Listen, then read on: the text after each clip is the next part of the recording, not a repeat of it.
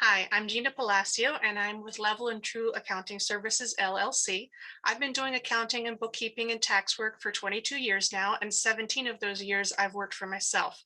I'm currently also teaching bookkeeping at Housatonic Community College, and I taught QuickBooks desktop software for 12 years at Norwalk Community College. And I realize from working with my clients that most of them don't enjoy doing bookkeeping very much, and it's probably not their best use of time, because to properly do your books requires a certain aptitude and proper training. And we have to realize that software is just a tool. So a well-designed accounting system together with the appropriate professional guidance can streamline much of the pain and make the process go a lot easier. And now that we have cloud accounting, much of the data entry process can be automated, which makes our life a lot easier. I've used a number of accounting packages over the years, and today we're going to talk about my current favorite and why you should consider it. So I'm going to share my screen here.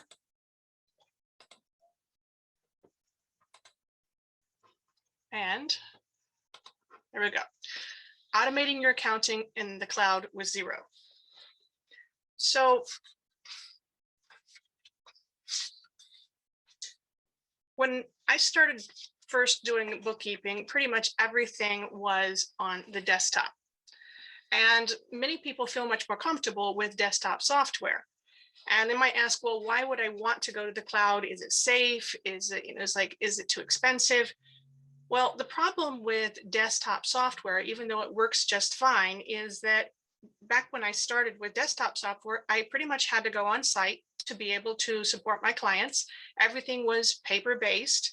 And I imagine a number of you are Mac users, and there weren't many options for Mac accounting software. And even if you found one you were comfortable with it wasn't very compatible oftentimes with your accountant. And with desktop software, you don't have the same level of integrations available, which meant that if you were using alternative systems, then you had to get that data entered into your accounting system, which created extra data entry. Not to mention the problems with backups, computers crashing, corrupted files, or multiple people needing access to the system at the same time, and there's just not enough licenses to go around. So with the cloud, that resolves a lot of those access issues. It also makes it possible to take your accounting out into the field and make it more useful. Many of my clients actually are able to either create or tweak their proposals out at a job, send it right to their client, right from their mobile phone or their tablet. You can't do that with desktop software. Or they're uploading receipts as they're incurring expenses, and those can be processed immediately instead of waiting for the paper trail to arrive back at the office. And so it makes your books more real time. As far as the concern about security, actually having your information on the cloud is much more secure because you have multiple backups happening at all times. And if you're using multi-factor authentication with your user sign-ins, it's extremely secure. There's also in the cloud a wide choice of live integrations that can work with your software, which creates greater efficiencies. So as I said, I started out with desktop, and Intuit actually developed online software. QuickBooks Online was first developed in 2001. About 10 years ago, I started dabbling with it, but I was not impressed. It was extremely slow, and it was very limited in features considering the price they wanted for it, comparing that to Intuit desktop software. I also had a love-hate relationship with Intuit's customer support. So I wasn't sure if I trusted, depending completely on them to own my file. A few years later, I began to realize that the cloud was a really great concept for accounting. I just wasn't happy with how Intuit had executed it. So I started doing some more research on my own, and that's when I discovered Xero. As you can see here, Forbes listed Xero as the world's most innovative growth company in 2014 and 2015. And that's about the time that I started looking for cloud software and becoming serious about it. In fact, 2015 is when I became a Xero partner and got certified. So what is Xero?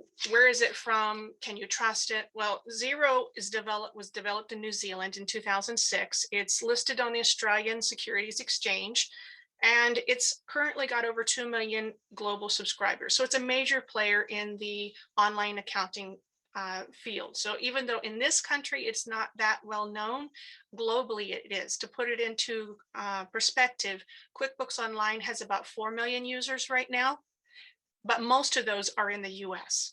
So as far as globally, Xero has a bigger presence. In the US, QuickBooks Online has a bigger presence. I found Xero to be a very complete product. I had originally intended only to use it for those clients that wanted to be on the cloud, or those that were using Mac and were having problems with having all the features they needed in their software. But as I continued to use it, I realized that this was really good for all of my clients. And so I started transitioning them over, and eventually I was able to take my own office 100% remote, which I feel allows me to support my clients better in real time. It also turned out to be a real boon when the pandemic hit last year and everyone was stuck at home. My clients that were already in cloud software were very, very happy about that, at least. So Xero, I found, is very easy for my clients to use, more so than many other software that I had introduced in the past. I also like its level of approvals and user safeguards, because when you're starting to automate things, you need to make sure that the software doesn't start making too many decisions on its own and things start getting out of control. I also really liked the level of collaboration that I was able to create with my clients using Xero. There's unlimited users with it, so there was no reason for them to be sharing user passwords or things like that. What I wasn't expecting, and that was a very, very pleasant surprise, was the amazing partner support that I got with Xero. Using desktop software such as Sage and Intuit in the past, I had never experienced a relationship with an accounting software. I was pretty much on my own. Their customer support was usually more of a pain than it was, it definitely was not enjoyable. It was usually difficult. But with Xero, they understand that accounting software is a tool and that their users need professional guidance. So they encourage their subscribers to have a partner advisor, and they give us great support. We have our own rep that we can reach out to anytime we have problems to help a client. It was an amazing journey as I was testing Xero out and learning about the organization.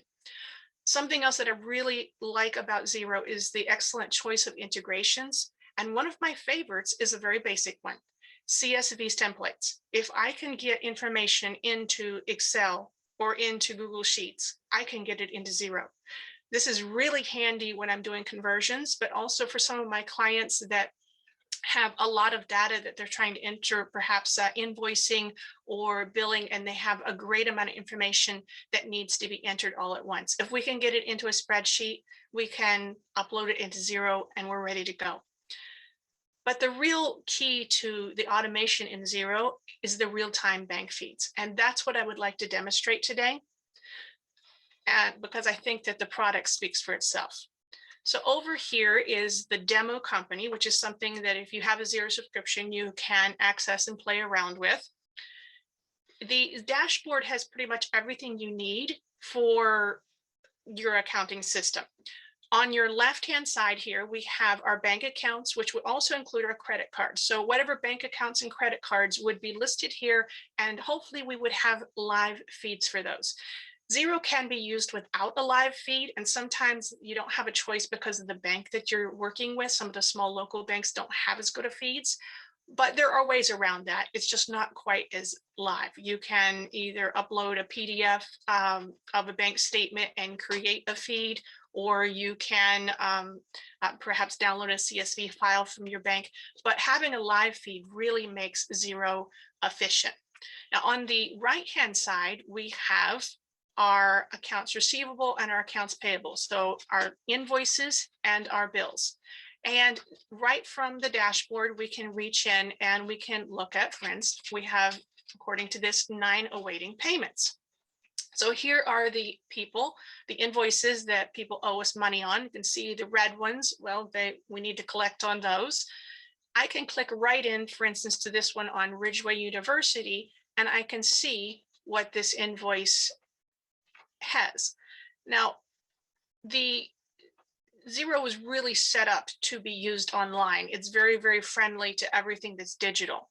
So I can email this invoice to my client. That's the best way to do it. Although I could create a PDF and print it out or send it in some other way. The preview button allows me to see what this invoice is going to look like, either on the screen or printed out in PDF, or if my client opens it on a mobile phone, I can also see exactly what my client is going to see. I also have multiple payment methods that are built right into Xero. So with the online payments, they are partners with PayPal, with Stripe, including Stripe ACH, and Go Cardless ACH. There are other payment systems that can be used and integrated with Xero, but these three are actually embedded in the software and are probably your best choice in general. So we have an invoice here. It is currently due. I could mark it paid down here if I've received a check. That's one way that I can mark things as paid, but there's a more efficient way to do that, and I'm going to show you that right now. One other thing I wanted to mention while I'm in here, you notice there's this little PDF button. We can attach copies of documents right to the invoices, either for our own benefit, so we can later review that, or we can even send it to our client that way. Going back over to the dashboard, I'm going to go into the bank feeds here. So this checking account, it says it has 29 items that need reconciled. So what does that mean? That means that I have 29 items that have come down from the bank that I need to deal with, that I need to tell Xero about. So if I click into those 29 items, they're listed 10 to a page. And let me make a little more room here. There we go. Okay, so they're listed 10 to a page. If I go down to the bottom, you see that 29 items, I have 3 pages of information that I need to deal with. The ones in green, this is information that Xero is trying to match with the actual bank feed, because over to my left-hand side are the actual transactions coming in from the bank. This description is exactly what the bank puts there. And different banks have a little bit different descriptions, but they're going to have the amount, the date, and the general information. Some banks are better than others. Over to my right is the information that I'm telling Xero, or that Xero is telling me about these transactions. So in the case of these 2 that are in green, well, here I see, let me get rid of this little box here. Okay, so I can see that I have a payment for $1,181.25, which is the same amount that came in the feed. So Xero is saying that payment that we recorded, I believe, is the same transaction that's coming in on the feed. And I can verify visually that it's the same check number. It all makes sense. So I say, okay. And now that is marked as received and reconciled. Now, my invoice that I looked at earlier for Ridgeway University for the $6,000 and change, well, I received money from Ridgeway University for that amount. I can even see that it's the same invoice number. So I know that this is the same transaction. If I click OK, that's actually going to mark that invoice as paid. So we'll take care of that. The rest of these transactions, you notice that Xero doesn't know what to do with them yet. It doesn't have enough information. Sometimes I don't know what to do with them either. So we have the ability to actually put a comment on transactions so that we can remember to research them later, or so that someone else that has access to the file can include additional information. So for instance, the city limousines transaction, someone says we need some more information to know how to deal with this. This is being done with the Discuss tab, which is right here. I can write a comment and hit save, and that will stay in the file, and any user that is in Xero will be able to see it. If I roll down a little bit more, I'm going to go ahead and accept this payment as well. See that we have one transaction here that Xero is using a rule on. Now, a rule is something that is pre-established. So someone has already told Xero, every time you see, it might be the amount, it might be the name of the vendor, some parameter, assign this way. Rules can be very effective ways to create automation in Xero when you have repetitive things like dues or subscriptions to different things you don't really need paperwork for because it's going to be happening every month. We also have a transaction that Xero is assuming they have seen before. So they're like, okay, I think this $15 charge is bank service charges, but you let me know. So if I was to hit okay, then that one is taken care of. Now, we still have 3 pages of transactions to go through. Isn't there a quicker way to do this? Well, if we go up to the cash coding tab, we have a shortcut. Now, the cash coding tab is not available on all versions of Xero. The most basic version, it's not included. Some users don't by default have cash coding included. You have to turn it on because you can do a lot of damage. Anytime you're automating things, you can also automatically do a lot of damage at the same time. So you need to make sure you know how to use it. But this is basically like an Excel spreadsheet, and it allows you to categorize multiple transactions at the same time. So you notice that our little rule for 7-Eleven actually has been picked up twice here. And we notice that a description is automatically coming in based on that rule, and it's already been categorized. So if I was just to say save and reconcile all, those 2 transactions, because they're the only ones that have full coding, will disappear off the list and they will be permanent in our file now. I can also sort using the payee button so that I can see, okay, what vendors or what transactions are related to each other. So I noticed that I've got 5 transactions here from Central City Parking. Now, my first inclination is, okay, this might be a good vendor to create a rule for, because if this is going to be repetitive, I want to automate things. I want to streamline this process. But then I look at it and I realize, oh, they all happen the same week. They're actually from an out-of-town business trip. I'm not going to be using Central City Parking in the future. So I'm not going to bother to create a rule, but I do want to quickly categorize these. So I can click all 5 of these. I can put in a description, which will happen on all 5, and I can categorize them and then just hit save and reconcile, and all 5 transactions go their merry way. So I've gone from 29 transactions down to 18 transactions in just a few minutes. So as you can see, cash coding and bank feeds can be a very, very good tool when you're trying to automate your accounting system. So let's go back to our slides now, because I want to talk, actually before I do, I want to go back to the dashboard and show you one important tool that's also included in Xero.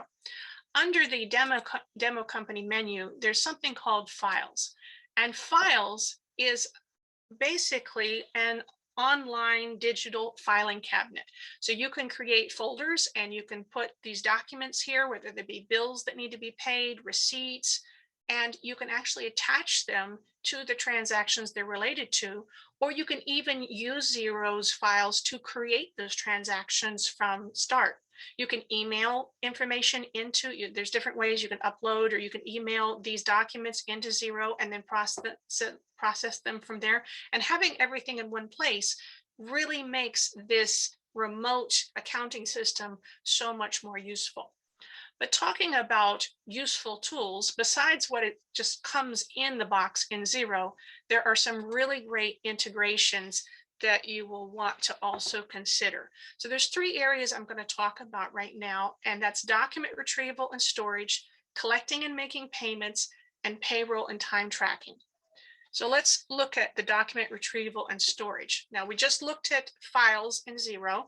Hubdock is another similar product, but more sophisticated, that actually comes with Xero. You get a free subscription to Hubdock because Xero now owns Hubdock. So on the business plans in Xero, you can open up your subscription to Hubdock, you can upload invoices, bills, documents, and you can teach it to code those in Xero so that it pushes them into Xero as well. Auto entry is a similar product, but it can create more detail on the documents. So if you need multiple lines in your documents and not just a single line, this is really, really good for that. A lot of people also use Expensify to track their receipts, and it can also be uploaded into Xero. For collecting and making payments, we already talked about PayPal, Stripe, and cardless. There's also applications that can help you to pay bills. So a common one that many people are familiar with is Bill.com. It integrates with Xero. Veeam is an excellent app for making online payments, and it also can be used to collect. Payroll and time tracking is where a lot of time can be saved if things are set up properly. If you use a traditional payroll service like ADP or Paychex, they offer syncs into accounting softwares like Xero, and having that information come directly into your accounting software instead of having to enter that can really save a lot of time and also increase the accuracy of your file, because payroll entries are not easy. Personally, I like Gusto, and Gusto has a special partner relationship with Xero. I've used it for a couple years for myself and also for a number of my clients. It has a basic time tracking feature that can be used with some versions, but most of my clients that want to do time tracking use either Harvest or T-Sheets, which is now called QuickTime. It's owned by Intuit. And these two time tracking systems employees can even use on their mobile phone. They can be marking their time. It could be billable time that then is being pushed into Xero, into the Xero invoices, or it could just be for management purposes or job management. Workflow Max is another product that is owned by Xero, that it is a full job management product and also includes a very nice time tracking system with it. And obviously, since it's part of the Xero family, it integrates very well.